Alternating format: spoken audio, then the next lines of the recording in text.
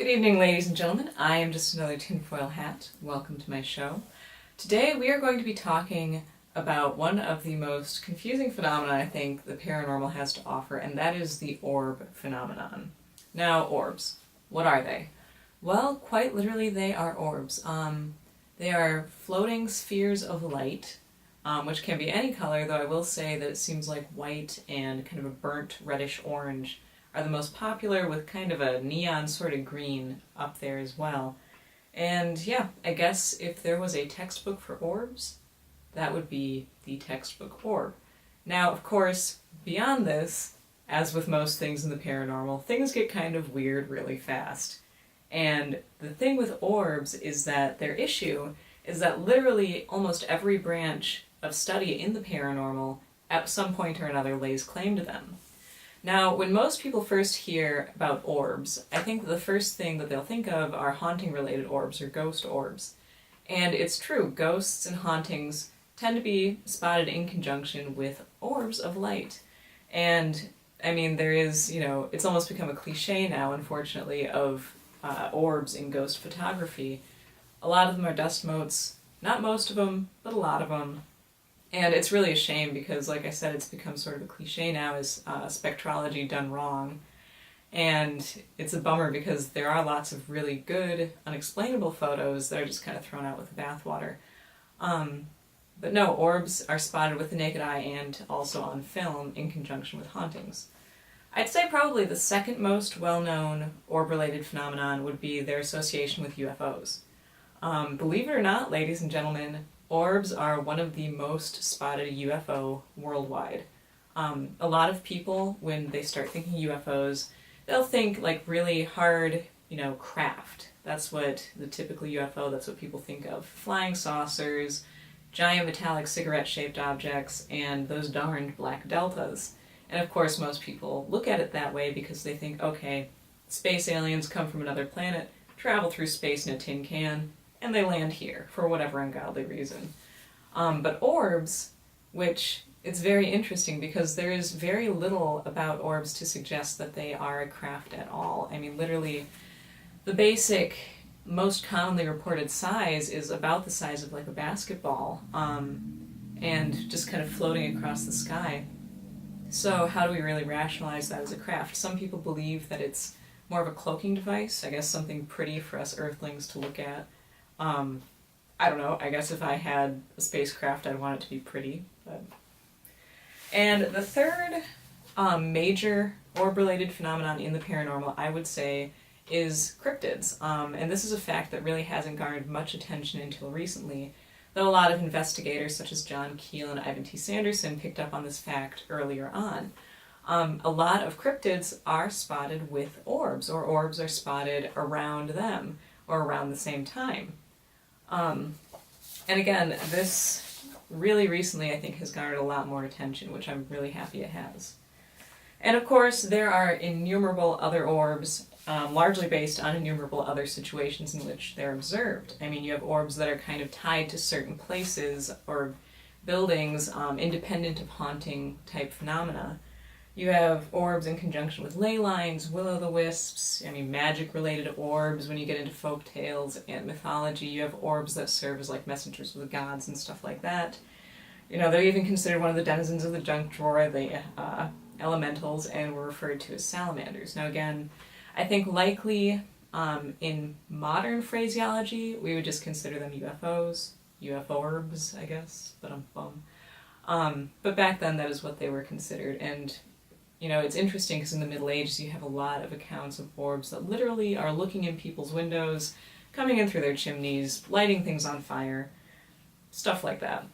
So, the thing I've come to understand in looking at the orb phenomenon as a whole is that a lot of the times we don't define what type of orb it is based on any characteristic or behavior that the orb itself possesses. They're kind of more defined by the situations that surround them. And this makes it really difficult, to tell if you should isolate them out as their own occurrence or entity in and of themselves. And in my opinion, at least, it really calls into question whether they are their own occurrence or entity in and of themselves. And even trickier is when the paranormal itself, I mean, the lines between the different types of phenomenon that we're dealing with, they blur all the time. Case in point are the orbs which were observed around the Great Peshtigo Fire. For those of you who don't know, the Peshtigo Fire occurred on the exact same date as the Great Chicago Fire, only it ended up killing about 5 times as many people. And yeah, a lot of people don't really know about that. And there's tons of other crazy stuff that happened in conjunction with this tragedy, which I will get into in more depth in another video. But the main point here is that survivors of the fire claimed that it was started by huge blazing orbs of light which flew across the sky. And not only did these orbs of light start the fire, but apparently, even while it was raging, they targeted people. Survivors stated that they deliberately would fly close to people who were trying to get in the river, people who were trying to avoid the flames, and these people would spontaneously combust. So here's the issue with this, is theoretically, myself, I believe that ley lines and things like that, it's kind of a natural, unnatural setting for our world. And so these orbs of fire, could they potentially be just a, again, natural, unnatural occurrence? Something that we don't quite understand but has a solution in just the undercurrents of our world potentially relating to geomagnetism. Or because they're in the sky, do we immediately call out flying saucers, aliens, UFOs? If they are UFOs, I have some serious concerns as to why they were literally combusting people. On the flip side, if you see an orb in a house or in a building, do we immediately assume that it's related to a haunting? Personal story here, but just last year my little sister was playing with her cat in the living room, and she heard this crackling noise, and she looked over, and hovering right above the floor was what she referred to as an orb of electricity. And it just kind of hovered, it made this crackling noise, and then it just vanished. And she said it was like about this big. And even the cat took notice, which is kind of interesting. So here's the deal, is that in our household we do have a history of what you would consider legitimate haunting type activity. However, this orb, to me, it doesn't fit in with the very intelligent nature of these hauntings, or these very, almost like memory sort of nature of these hauntings. And so, I mean, potentially I guess you could say poltergeist, which is very abstract and very, kind of chaotic, but yeah, it was definitely very different than true to afterlife hauntings. And upon bringing up electricity, I hear a chorus of voices call out, ball lightning. But here is a fantastical fact, ladies and gentlemen. Ball lightning was not actually widely accepted by the scientific community until the late 60s. And even today, we're not entirely sure what it is, and lab experiments have actually failed to produce what it is. Again, because we don't really know what it is. We don't know much about it at all as to how it forms, why it exists, what it does. I mean, apparently one theory is particulate black holes entering our atmosphere. So, yeah, who knows. But back to the task at hand. With orbs, it's kind of like the Hydra. I mean, every time you think you pin down, okay, this is what they are, it's like 2 contradictions rise up in its place. I mean, concerning Peshtigo and also a lot of cryptid-related orbs, like events that have occurred at Skinwalker Ranch and other events around the time of the Point Pleasant Mothman, stuff tends to spontaneously combust around orbs, which is very freaky. However, old mythology and recent studies tie them to bodies of water. The Great Lakes area here is a hotbed for UFO orb-related activity, and a lot of people even witness them rising out of or going into the lakes. So, I mean, we could take a giant leap here and suggest that maybe they are somehow highly, highly flammable or combustible or whatever, and somehow living in the water, being in the water stabilizes them. But then on the flip side, you have ghost orbs that are totally legit with just moving through houses, moving through walls, don't usually start things on fire. And then also, too, you have the bizarre fact that orbs, mythologically, and also in recent abduction lore, appear to people as guides. Even in the alien abduction classic Missing Time by Bud Hopkins, people under regression hypnosis recalled orbs sometimes leading them to their abductors. And even the UFO flap of the 70s was a flare-up of orb-like UFOs, which, much like their medieval counterparts, looked in windows and floated over cities where cases of abduction and missing time would then occur. And now here is another interesting thing, is that orbs are actually one of the things that I have observed, or would be orbserved, in my life. Yeah, it was, seriously, this is probably one of my most, I don't know, jarring paranormal encounters. Long story short, 5 other people also witnessed these 4 perfectly round, just perfectly kind of illuminated balls of light, which floated over the street outside my house in this like really fixed kind of parallelogram sort of formation. And it was crazy. I mean, it was this March evening, it was kind of close to night, but it was still sort of bright out. The clouds were really, really low. This was several years ago. And these 4, yeah, they looked, I mean, if I was going to guess, they were probably about 3.5 stories off the ground, probably about the size of a basketball. They were perfectly round, perfectly spherical, and again, they moved just totally in sync. There was no wavering, no deviation. Yeah, these 4 orbs of light just floated over the crossroads outside my house. And again, they were just perfectly, it's not like they emit light, it was kind of like they were light. And they were this kind of burnt orangish color. And one by one we're watching them, and right over the crossroads one just starts blinking, then it blinks faster, and then it's gone, and then the next one does the same thing, and the next, and the next, and they were just gone. So, and quick note here, they were not Chinese lanterns. Those things have been misidentified countless times. People think they're seeing orbs, it's actually just a Chinese lantern. Big difference is they actually are lantern-shaped, not perfectly round. They do flicker because of the candle on the inside, and also they're at the whims of the wind. There's no way they could move in this fixed sort of pattern, just totally perfect straight line path. And also too, once they burn out, you can actually see the no longer illuminated lantern float to the ground. So not Chinese lanterns. But here's the funny thing, is that we actually spoke to the neighbor boy who, as we were watching, my family and I were watching these orbs, he tore through our yard like he was trying to catch the last lifeboat on the Titanic or something. And so we talked to him after it, because of course he saw them. And he was like, no, guys, you don't understand. I was over at the school playground, and this isn't the first time they came over, this is the second. So yeah, apparently he was at the playground, and these orbs flew over, and he was like, okay, they're gone, that's legit. And then they came over again, and that's when he like freaked out and ran home. So that was hilarious. But no, case in point, this one personal experience which I had brings up like 3 or 4 different contradictions as to how it should be investigated and typed. Because, you know, first and foremost, we actually do have a lake to the west-northwest of where we live. And these orbs were flying, or moving, or whatever they were doing, from that direction, a perfectly straight line path to the east-southeast. So again, ties them into bodies of water. From there, do we say that they're unidentified submerged objects that, you know, dwell in bodies of water and go on these, you know, missions or whatever? Or do we say that they're in conjunction with ley lines or vortices, which are tied to, you know, geographical locations? I don't know. Then you have the weird issue that technically they were first observed over a playground.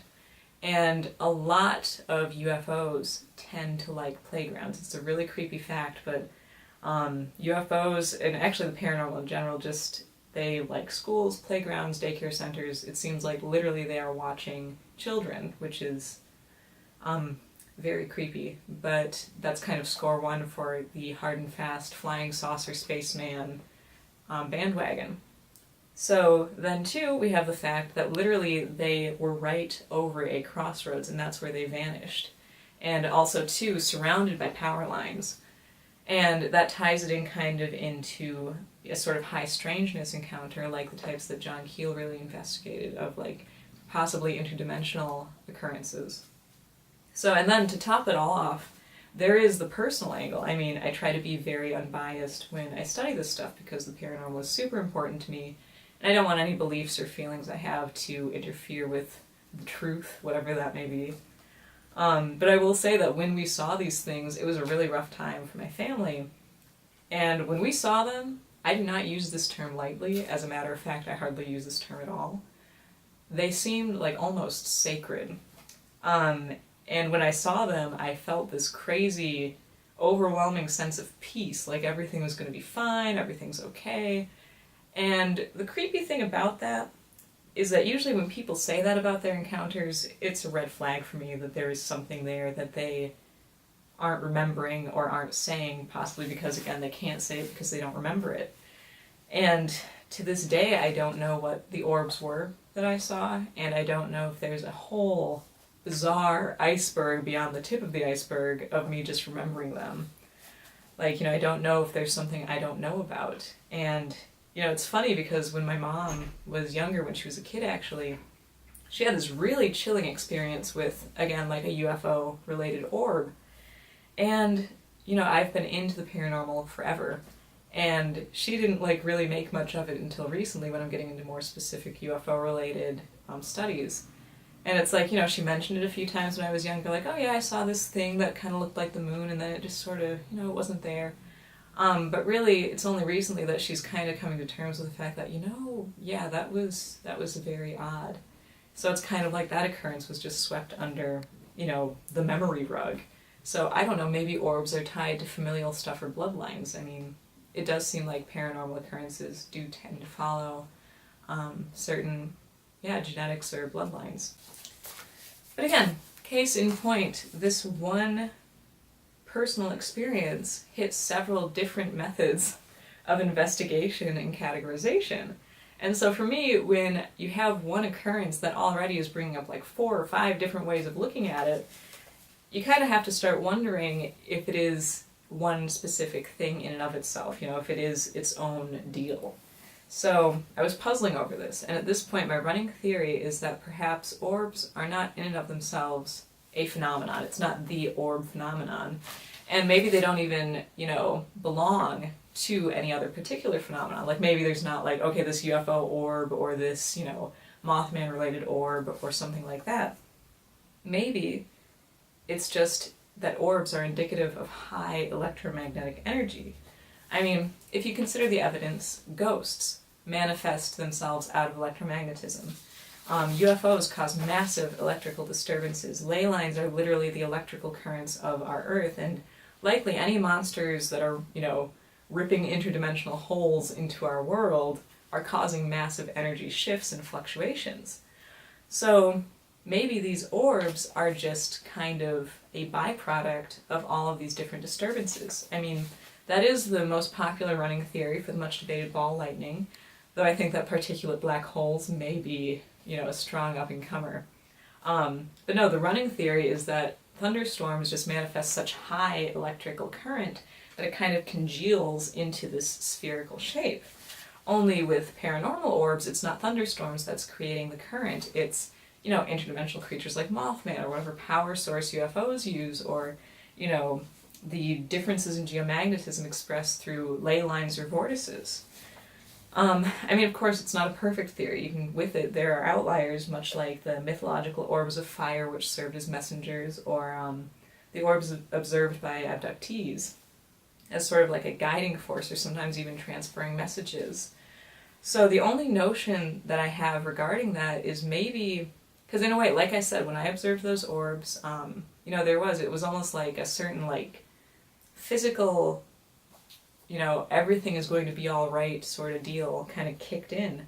So I don't know if the particular charge that produces orbs might have that effect on the human body, actually. I mean, the brain, if it's charged up with electricity in various ways, can cause various physical effects. So maybe, people respond to orbs much like a moth to a flame. There's a sort of oh, okay, sort of deal. And, maybe any potentially interdimensional beings or, advanced extraterrestrial beings can utilize that fact and can manifest the correct power to create this pretty, oh, okay, I'll listen to this floating ball of light, which, again, rationally sounds very crazy, but, running theory. But yeah, I mean, as far as pinning down where orbs actually belong, I mean, I think you'd have better luck trying to drink Jell-O. Whatever they genuinely are, I guess I really don't know. I am just another tinfoil hat, signing off.